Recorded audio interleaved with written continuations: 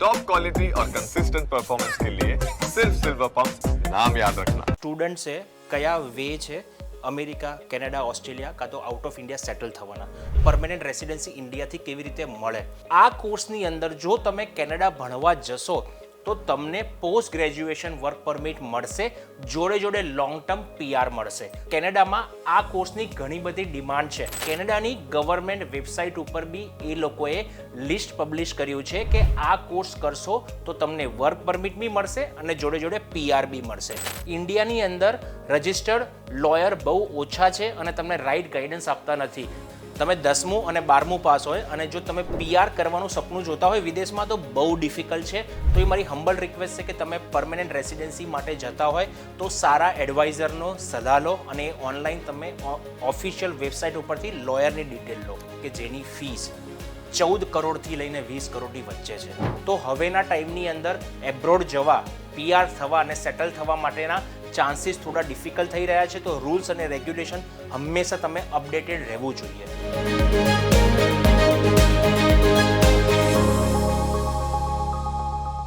Hello and welcome to news capital digital. જો તમે પણ સ્ટુડન્ટ વિઝા લઈને ફોરેનમાં સ્ટડી કરવા ઈચ્છો છો, જો ટુરિસ્ટ વિઝા લઈને ફોરેનમાં ફરવા જવા ઈચ્છો છો કે પછી PR લઈને ફોરેન સેટલ થવા ઈચ્છો છો પણ તમે થઈ નથી શકતા કે તમારા વિઝા વારંવાર રિજેક્ટ થઈ રહ્યા છે, તો ચિંતા ના કરશો. હું આપના માટે લઈને આવ્યો છું શો જેનું નામ છે કેવી રીતે જઈશ. અને આ શોની અંદર અમે તમને જણાવીશું કે તમારે જો ફોરેન જવું હોય તો કેવા પ્રકારની પ્રોસેસ કરવી પડે છે, તમારા વિઝા વારંવાર રિજેક્ટ થાય છે તો તેનું કારણ શું છે અને તેનાથી તમે કઈ રીતે બચી શકો છો અને PR તમે કેવી રીતે મેળવી શકો છો કે ઇઝીલી ટુરિસ્ટ વિઝા કે સ્ટુડન્ટ વિઝા મેળવી શકો છો. તો ચિંતા ના કરશો. આ શોની અંદર આજે આપણી સાથે જોડાયા છે દર્શન શાહ કે જેઓ અબ્રોડ જ્ઞાન ગુરુ કન્સલ્ટન્સી રન કરી રહ્યા છે, પ્લસ તેમણે MBA પણ US થી કર્યું છે. તો sir, welcome to the show. Thank you so much Mitbhai. Sir, ઘણા બધા લોકોને ક્વેશ્ચન હોય છે કે અમે લોકો ફોરેન જઈએ, ટુરિસ્ટ વિઝા લઈએ કે સ્ટુડન્ટ વિઝા લઈએ કે પછી અમે લોકો PR લઈને એમાં સેટલ થવા માંગતા હોઈએ છીએ, બરાબર, પણ તેઓ થઈ નથી શકતા. તો PR લઈને જો કોઈને સેટલ થવું હોય તો તેની પ્રોસેસ શું છે, તેમના વારંવાર PR રિજેક્ટ થઈ રહ્યા છે, તેનું કારણ શું છે અને PR મેળવીને કયા બેસ્ટ એવા કન્ટ્રીઝ છે કે જેની અંદર તમે ઇઝીલી PR મેળવીને સેટલ થઈ શકો છો, તમારી લાઈફ વેલ સેટ થઈ શકે છે. ઓકે, તો મિતભાઈ આમાં જે વાત કરીએ છીએ ને કે સ્ટુડન્ટ છે કયા વે છે અમેરિકા, કેનેડા, ઓસ્ટ્રેલિયા કાં તો આઉટ ઓફ ઇન્ડિયા સેટલ થવાના, અને બીજો એક વે છે કે જે પરમેનન્ટ રેસિડેન્સી ઇન્ડિયાથી કેવી રીતે મળે. હવે આ બે અલગ અલગ રૂટ છે. તો આપણે શરૂઆત કરીએ કે જે બી સ્ટુડન્ટ છે એ લોકોને ક્વિક PR કઈ કન્ટ્રીમાં મળે છે. જો એ કન્ટ્રીની આપણે આજે વાત કરીએ તો એ કેનેડા છે. કેનેડાની અંદર 4 મેજર પ્રોગ્રામ છે જે સ્ટ્રીમ કહેવામાં આવે છે. સૌથી પહેલી સ્ટ્રીમ છે STEM, સાયન્સ, ટેકનોલોજી, એન્જિનિયરિંગ અને મેથ્સ, ટ્રેડ, એગ્રીકલ્ચર અને હેલ્થ. આ કોર્સની અંદર જો તમે કેનેડા ભણવા જશો તો તમને પોસ્ટ ગ્રેજ્યુએશન વર્ક પરમિટ મળશે, જોડે જોડે લોંગ ટર્મ PR મળશે. તો સ્ટુડન્ટ્સ અને પેરેન્ટ્સ તમારે સમજવાનું છે કે આ કોર્સ કેમ પોપ્યુલર છે, કારણ કે કેનેડામાં આ કોર્સની ઘણી બધી ડિમાન્ડ છે અને કેનેડાની ગવર્મેન્ટ વેબસાઇટ ઉપર બી એ લોકોએ લિસ્ટ પબ્લિશ કર્યું છે કે આ કોર્સ કરશો તો તમને વર્ક પરમિટ બી મળશે અને જોડે જોડે PR બી મળશે. હવે જે લોકો ડાયરેક્ટ PR તરીકે ઇમિગ્રન્ટ થવા માંગે છે ને એ રૂટ છે ને બહુ વિકટ છે, સાચી વસ્તુ કહું, અને એમાં ઘણા બધા પૈસા ઇન્વોલ્વ છે, જોડે જોડે એફર્ટ ઇન્વોલ્વ છે. તો ગુજરાતમાં અને ઓલ ઓવર ઇન્ડિયાની અંદર ઘણા લોકો વર્ક પરમિટ માટે ટ્રાય કરતા હોય છે ને કાં તો ડાયરેક્ટ PR માટે ટ્રાય કરતા હોય. તો હું એમને રિક્વેસ્ટ કરું છું કે તમે કોઈ બી જેન્યુન લોયરની સલાહ લઈ અને તમે પછી PR એપ્લાય કરો, કારણ કે વસ્તુ એક જ છે કે ઇન્ડિયાની અંદર રજિસ્ટર્ડ લોયર બહુ ઓછા છે અને તમને રાઇટ ગાઈડન્સ આપતા નથી. અને બીજી વસ્તુ, તમે 10મું અને 12મું પાસ હોય અને જો તમે PR કરવાનું સપનું જોતા હોય વિદેશમાં તો બહુ ડિફિકલ્ટ છે, અને કારણ કે અત્યારે આપણે જોઈ રહ્યા છે કે ઘણા બધા ફ્રોડ આવી રહ્યા છે. તો એ મારી હમ્બલ રિક્વેસ્ટ છે કે તમે પરમેનન્ટ રેસિડેન્સી માટે જતા હોય તો સારા એડવાઇઝરનો સલાહ લો અને ઓનલાઈન તમે ઓફિશિયલ વેબસાઇટ ઉપરથી લોયરની ડિટેલ લો. જનરલી શું પ્રોસેસ હોતી હોય છે કે ઘણી કન્ટ્રીઝમાં એવું હોય છે કે તમે આઈધર સ્ટુડન્ટ વિઝા ઉપર જાઓ છો કે વર્ક પરમિટ ઉપર જાઓ છો અને વોટ એવર સો ટાઈમ પછી તમે ત્યાં આગળ PR માટે અપ્લાય કરી શકો છો. બટ કોઈ વ્યક્તિ એવું ઈચ્છે છે કે જે ફોરેન કન્ટ્રીની અંદર નથી ગયું, બરાબર, અને કોઈ વિઝા ઉપર નથી ગયું બટ એ ઇન્ડિયામાં રહી અને ફોરેન કન્ટ્રીઝના PR મેળવવા માટે ઈચ્છે છે, તો એની કયા પ્રકારની પ્રોસેસ હોય છે અને તે યુઝ્યુઅલી કેટલો ટાઈમ લે છે PR મળવાની અંદર? ઓકે, તો આની અંદર જો તમે ઇન્ડિયામાં બેઠા હોય અને તમારે બીજી કન્ટ્રીની રેસિડેન્સી જોઈતી હોય તો સૌથી પહેલાં યુએસ છે. યુએસમાં હમણાં ટ્રમ્પ ગોલ્ડન કાર્ડ કરીને એમને કાઢ્યું છે કે જેની ફીસ 14 કરોડથી લઈને 20 કરોડની વચ્ચે છે, રાઈટ. તો દેટ મીન્સ કે તમારે ત્યાં એટલું ઇન્વેસ્ટ કરવું પડે, એના પછી તમને ફેમિલી ગ્રીન કાર્ડ મળે છે. બીજો રૂટ છે કે તમે H1B વિઝા એપ્લાય કરો અને એના ઉપર તમે અમેરિકા જોબ કરવા માટે જાઓ તો ત્યાંની કંપની તમને સ્પોન્સર કરે ત્યારે. જો કેનેડાની વાત કરવામાં આવે તો કેનેડાની અંદર અત્યારે ફિઝિશિયન ડૉક્ટરની ઘણી બધી ડિમાન્ડ છે, તો એ લોકોને ફાસ્ટ ટ્રેક રૂટમાં મૂક્યા છે. તો તમે ઇન્ડિયાથી IELTS કાં તો PTEની એક્ઝામ આપી અને એના ક્રાઇટેરિયા ફૂલફિલ કરી તમે કેનેડાની PRની ફાઇલ કરી શકો છો. બટ આ આસાન નથી. સ્ટુડન્ટ્સ અને પેરેન્ટ્સ આની અંદર ઘણી બધી પ્રોસેસ ઇન્વોલ્વ છે, ઘણા બધા ડોક્યુમેન્ટેશન ઇન્વોલ્વ છે. તો it's not an easy process. તો જો તમે PR માટે પ્લાન કરતા હોય કોઈ બી કન્ટ્રીની અંદર, ન્યૂઝીલેન્ડ, ઓસ્ટ્રેલિયા, તો તમારે એ કન્ટ્રીની ગવર્મેન્ટ વેબસાઇટ જોવાની છે. અને આપણે તો લકી છે કારણ કે હવે ChatGPT, જેમિનાઈ અને પરપ્લેક્સિટી જેવા ટૂલ આવ્યા છે જે તમને ટ્રાન્સલેટ બી કરી આપે છે ઇંગ્લિશનું ગુજરાતીમાં. તો હવેના ટાઈમની અંદર એબ્રોડ જવા, PR થવા અને સેટલ થવા માટેના ચાન્સીસ થોડા ડિફિકલ્ટ થઈ રહ્યા છે. તો રૂલ્સ અને રેગ્યુલેશન હંમેશા તમે અપડેટેડ રહેવું જોઈએ. ઓકે સર, યુઝ્યુઅલી એવું છે કે સ્ટુડન્ટ વિઝા ઉપર જ લોકોને મોસ્ટલી PR મળતા હોય છે કે વર્ક પરમિટ ઉપર. યસ. બટ જો કોઈ એવું વ્યક્તિ છે કે જે ટુરિસ્ટ વિઝા ઉપર જાય છે અને ત્યાંની PR મેળવવા માંગે છે, જેમ તમે આગળ કીધું કે ઇન્ડિયામાં રહીને બી તમે પ્રોસેસ કરી શકો છો, બટ હવે માની લો કે હું છું કે ગયો છું ટુરિસ્ટ વિઝા ઉપર અને મને ત્યાંનું કલ્ચર ગમી ગયું અને મારે ત્યાં આગળ PR થવું છે, તો એવી કોઈ પ્રોસેસ છે કે ડાયરેક્ટ તમે ટુરિસ્ટ વિઝા ઉપર જાઓ ને તમને PR માટે પ્રોસેસ કરી શકો કે ન કરી શકો? તો મિતભાઈ, હું સાચું કહું કે તમે ઇન્ડિયાની બહાર જશો તો તમને ત્યાંનું કલ્ચર ગમશે જ, કારણ કે ત્યાંની આબોહવા સારી છે, ત્યાંનું એટમોસ્ફિયર અમેઝિંગ છે, લોકો અને એક ટાઈપની વાઇબ અલગ છે, રાઈટ. તો વિઝિટર વિઝા ઉપર જઈને ઘણા બધા લોકોનું આવું મન થાય છે કે ભાઈ હું અહીંયા રહી જ જાઉં, સ્થાયી થઈ જાઉં. તો એ મારી હમ્બલ રિક્વેસ્ટ છે કે જો તમે યુએસમાં હોય ને તો આ રૂટ ના અપનાવશો, કારણ કે આને એ લોકોએ હવે રડારમાં લઈ લીધો છે. જે બી લોકો વિઝિટર વિઝા ઉપર US ગયા છે અને પછી પાછા નથી આવ્યા, કાં તો એ લોકોએ ત્યાં જઈને ચેન્જ ઓફ સ્ટેટસ કર્યું છે, દેટ મીન્સ કે તમે વિઝિટર વિઝાનો ખોટો ફાયદો ઉઠાયો એવું કહેવાય છે. તો આ રૂટ ના કરવો એ મારી હમ્બલ રિક્વેસ્ટ છે. કેનેડાની અંદર બી ઘણા બધા લોકોએ આ રૂટ લીધો છે કે વિઝિટર વિઝા ઉપર ગયા અને ત્યાંથી એ લોકોએ વર્ક પરમિટ એપ્લાય કરી, PR એપ્લાય કરી. હા, તમારી પાસે એક્સ્ટ્રા ઓર્ડિનરી ટેલેન્ટ હોય અને ત્યાંની કંપની તમને હાયર કરવા માંગતી હોય એ બી લીગલી, તો તમે એ પ્રોસેસ કરી શકો છો. બાકી આ પ્રોસેસ ના કરવી એ મારી હમ્બલ રિક્વેસ્ટ છે. ઓસ્ટ્રેલિયા, ન્યૂઝીલેન્ડ, UK આ બધી જગ્યાએ વર્ષોથી પહેલાં લોકો જતા હતા ટુરિસ્ટ ઉપર અને ત્યાંથી ચેન્જ ઓફ સ્ટેટસ કરતા હતા. હવે આ એક શોર્ટકટ લોકોને ખબર પડી ગઈ છે.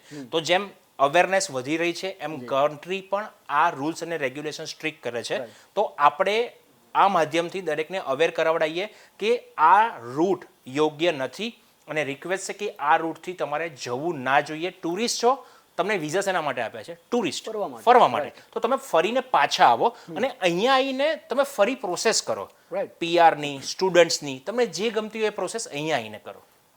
સર, US અને કેનેડા આ બે તો મોસ્ટ પોપ્યુલર કન્ટ્રી છે સ્ટુડન્ટ્સ માટે કે વર્ક પરમિટ માટે, કે લોકો ત્યાં આગળ PR ઇઝીલી મેળવવા માંગતા હોય, બરાબર. But apart of US, Canada, Australia, કેટલી એવી કન્ટ્રીઝ છે અને જેનો PRનો સક્સેસ રેશિયો ઘણો સારો છે કે લોકોને ઇઝીલી ત્યાં આગળ PR મળી જાય છે, અને બીજી કઈ કઈ એવી કન્ટ્રીઝ છે? ઓકે, તો આપણે જો વાત કરીએ ને કે અત્યારે મેજર 5 કન્ટ્રી હતી લાસ્ટ 10 વર્ષની અંદર. કઈ major 5 country? US, Canada, Australia, New Zealand અને UK. આ 5 મેઇન કન્ટ્રી હતી કે જ્યાં ઇન્ડિયન સ્ટુડન્ટ્સનો ફ્લો વધારે હતો.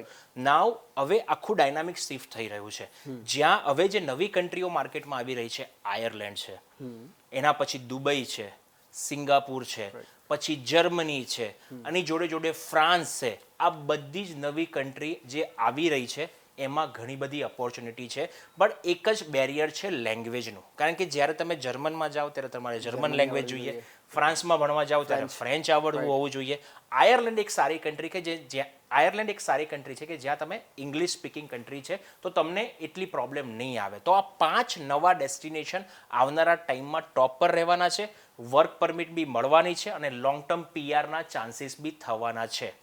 ઓકે સર, પોર્ટુગલ, ડેનમાર્ક, પછી લક્ઝમબર્ગ, યસ. આવી કોઈ કન્ટ્રીની અંદર જો કોઈને PR મેળવવું હોય કે સ્ટુડન્ટ વિઝા કે વર્ક પરમિટ મેળવવી હોય, રાઈટ. તો એની શું પ્રોસેસ હોય છે અને યુઝ્યુઅલી તે કેટલો ટાઈમ લેતી હોય છે વિઝા મળવાની અંદર? તો આપણે આ માધ્યમથી દરેકને કહીએ કે ઇઝી પ્રોસેસ છે કોઈ બી કન્ટ્રીમાં માઇગ્રેટ થવા માટે. સૌથી પહેલાં સ્ટુડન્ટ વિઝા રૂટ એ ઇઝી પ્રોસેસ છે. ઘણા બધા લોકો પાસે ફંડ હોય છે, પૈસા ઘણા બધા હોય છે, તો એ લોકો 2 કરોડ 5 કરોડ કે 15 કરોડ ઇન્વેસ્ટ કરીને બીજી કન્ટ્રીમાં PR લઈ શકે છે, રાઈટ. બટ એવા ક્લાયન્ટો ઇન્ડિયામાં બહુ જ ઓછા છે, રાઈટ. તો જે બી લોકો પોર્ટુગલ છે, નેધરલેન્ડ છે, ડેનમાર્ક છે, લક્ઝમબર્ગ છે, આ બધી એક નાની કન્ટ્રી છે જેની અંદર ઓપોર્ચ્યુનિટી ઘણી વધારે છે. અને ઘણા બધા છોકરાઓ રીલ જોઈને, ઇન્ફ્લુઅન્સરને જોઈને એ લોકો એ કન્ટ્રીમાં જવાનો પ્લાનિંગ કરે છે, ઇન્ફ્લુઅન્સ થઈ જાય છે, રાઈટ. તો સાચી વસ્તુ એક જ છે કે આ બધી કન્ટ્રીમાં કયા કોર્સ પોપ્યુલર છે એ જોવાનું છે. આજે તમે ડેનમાર્કની વાત કરી ને, તો ડેનમાર્ક તમે ડેરી બિઝનેસ માટે ટોપ ઉપર છે.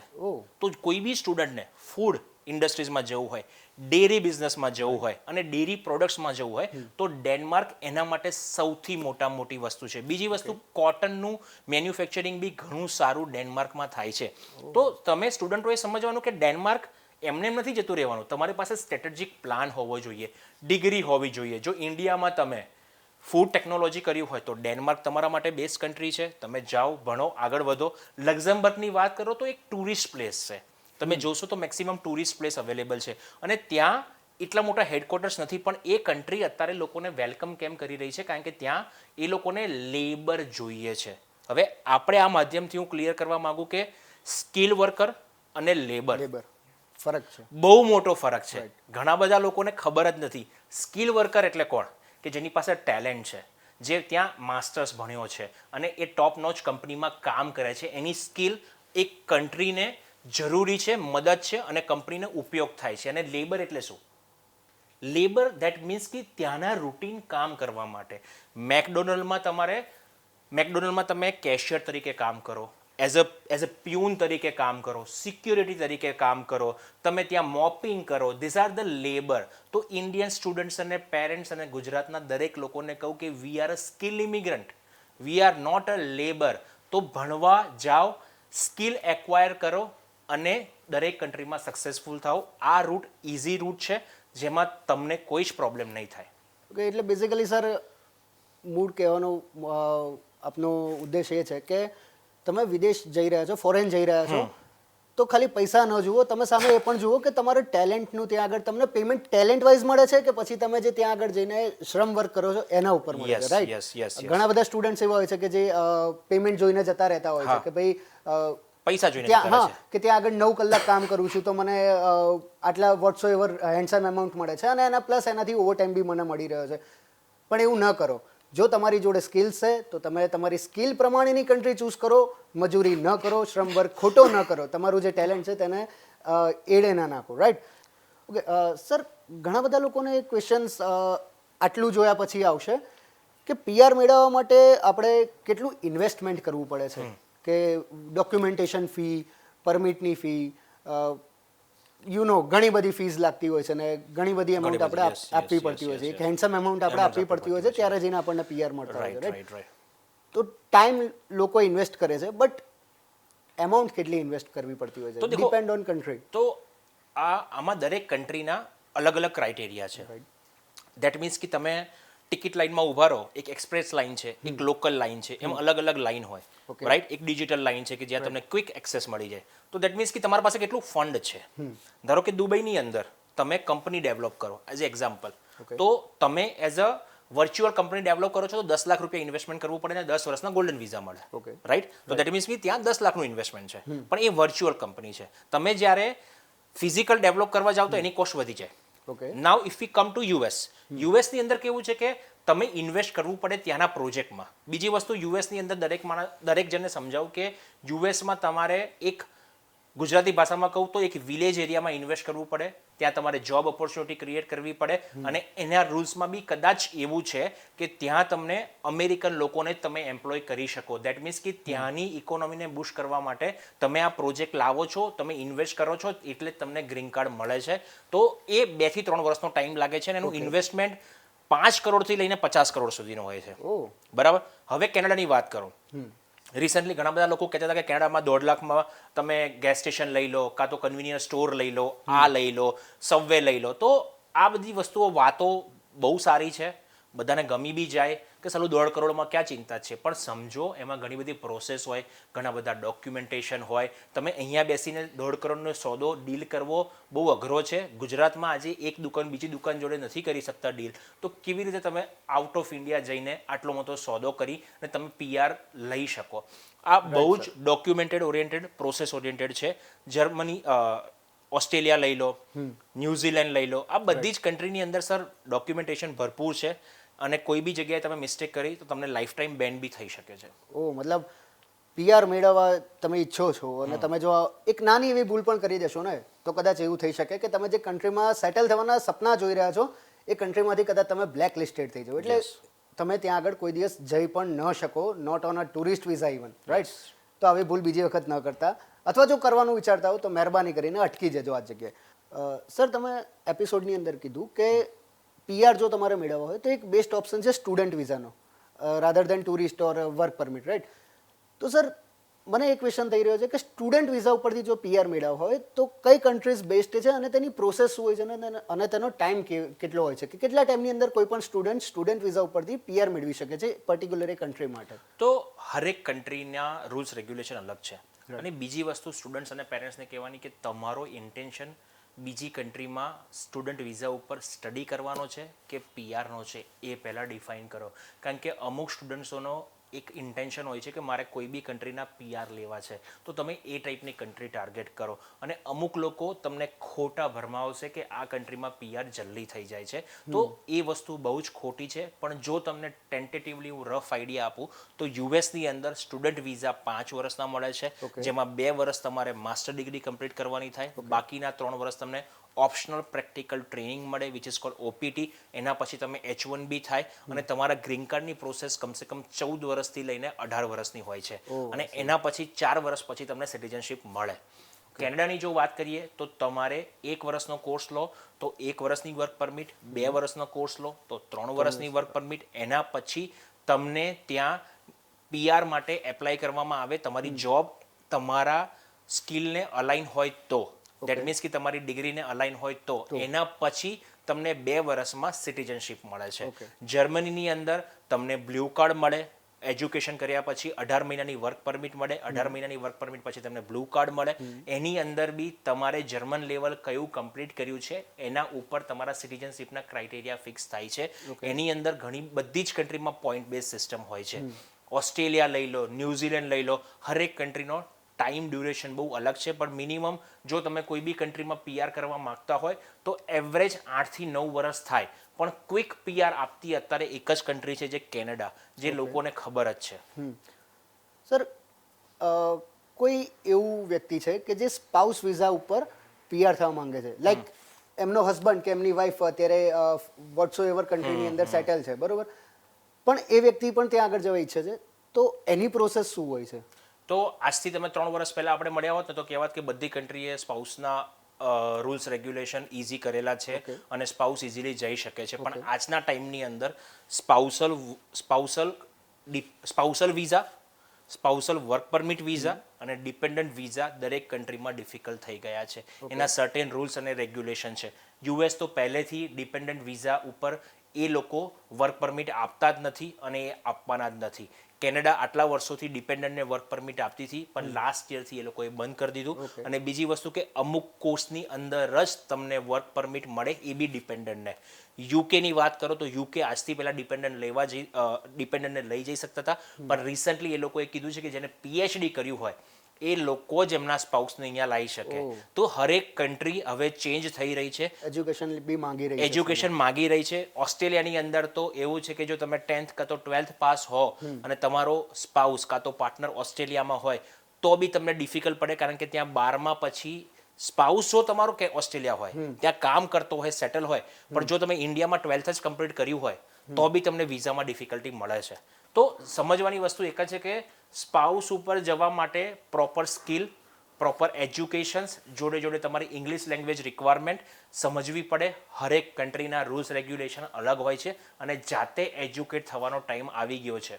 ઓકે સર, એક ક્વેશ્ચન એ હતો કે કેટલાક લોકો એવા હોય છે કે જે ભલે તેમને 12th કર્યું હોય કે ગ્રેજ્યુએશન કમ્પ્લીટ કર્યું હોય, બરાબર, બટ તેમના હસબન્ડ કે વાઇફ, જેમ મેં આગળ તમને કીધું કે સ્પાઉસ વિઝા, રાઈટ, તો એ વ્યક્તિ જે ફોરેન જવા માટે ઈચ્છે છે, જે પીઆર મેળવવા માટે ઈચ્છે છે કન્ટ્રીમાં, એ વ્યક્તિ સર ટેસ્ટ આપતા હોય છે, IELTS, TOEFL, PT, GATE, right, એ પ્રકારની ટેસ્ટ આપતા હોય છે અને એમાં એમનું રિઝલ્ટ સારું આવે છે, બટ તેમની ફાઇલ અગેન ત્યાં આગળથી રિજેક્ટ થાય છે, તેમના વિઝા ત્યાંથી રિજેક્ટ થાય છે.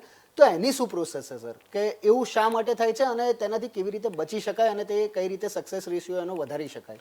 તો દેખો, આની અંદર કેવું છે કે જો તમારા સ્પાઉસ ત્યાં સ્ટુડન્ટ વિઝા ઉપર હોય અને ત્યાંથી વર્ક પરમિટ પર ટ્રાન્સફર થયા હોય તો તમારે ઇંગ્લિશ લેંગ્વેજ ટેસ્ટની રિક્વાયરમેન્ટ હરેક કન્ટ્રીની અલગ અલગ હોય છે, એ સેટિસ્ફાઈડ કરવી પડે છે. હવે યુએસની વાત કરો તો યુએસમાં ઇંગ્લિશ લેંગ્વેજ ટેસ્ટ નથી. જ્યારે કેનેડાની વાત કરો તો ઇંગ્લિશ લેંગ્વેજ ટેસ્ટ જરૂરી છે. અમે એડમાયર કરીએ છીએ કારણ કે એ બતાવે છે કે તમે અહીંયા કામ કરવા નથી આવતા, you are a skill labour. બીજી ઓસ્ટ્રેલિયા છે, ન્યુઝીલેન્ડ છે, યુકેમાં ઇંગ્લિશ લેંગ્વેજ ટેસ્ટની રિક્વાયરમેન્ટ નથી હોતી પણ કરવી જરૂરી છે. બરાબર. બીજી વસ્તુ કે સ્પાઉસના રિજેક્ટ થવાના રીઝન ઘણા બધા હોઈ શકે છે કારણ કે તમારે ત્યાં જે સ્પાઉસ છે એને વર્ક પરમિટ એપ્લાય કરી છે, એ કંપની કેવી છે, એ કંપની એ જેન્યુન છે કે નહીં, એની અંદર એની પોઝિશન શું છે, એની સેલરી શું છે, અને એ સેલરી છે તો એનાથી તમારો સ્પાઉસ અહીંયા આવશે તો તમે એને હેન્ડલ કરી શકશો કે નહીં કરી શકશો, એને રહેવા ખાવા પીવાના ખર્ચા તમે કાઢી શકશો કે નહીં કાઢી શકો. તો આવા ઘણા બધા રૂલ્સ રેગ્યુલેશન છે. એટલે આ એક વન ટાઈપની ડિક્શનરી છે કે હરેક કન્ટ્રીની એક ડિક્શનરી છે, સ્પાઉસ વિઝાની, સ્ટુડન્ટ વિઝાની, વર્ક પરમિટની. એ આપણે ખોલીને વાંચવી પડે, સમજવી પડે અને પછી આપણે કોઈને ઇઝીલી એડવાઇસ કરી શકીએ.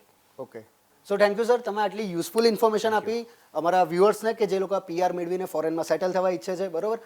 તો તમે આ એપિસોડ જોયો અને તમને ખ્યાલ આવી ગયો કે તમારે જો પીઆર મેળવીને કોઈ પણ કન્ટ્રીમાં સેટલ થવું છે તો તમારે કેવા પ્રકારની પ્રોસેસ કરવાની છે, કેવા પ્રકારની ભૂલો નથી કરવાની અને પીઆર માટે અપ્લાય કરતી વખતે શું ધ્યાન રાખવાનું છે, તમારું ટેલેન્ટ, તમે સ્કિલ લેબર છો કે પછી તમે લેબર વર્ક માટે જઈ રહ્યા છો, એ વસ્તુ ઉપર ખાસ તમારે ફોકસ કરવાનું છે. એ સિવાય પણ કેટલા મુદ્દા ઉપર ફોકસ કરવાનું છે તે તમે આ એપિસોડની અંદર જોયું.